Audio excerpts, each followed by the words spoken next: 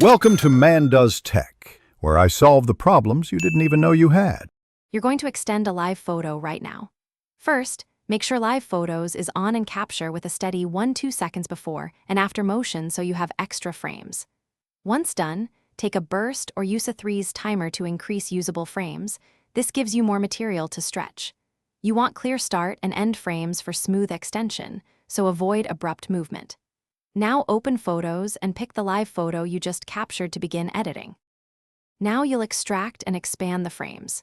You can scrub the live photo timeline to choose the best key photo, then tap Edit and find the 3-dot menu to duplicate as still.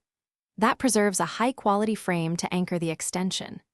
Once you have the keyframe, export the live photo as a video or import into an app like Slow Motion or a frame blender to stretch frames and add interpolated frames. Make sure to keep frame order consistent so motion reads natural.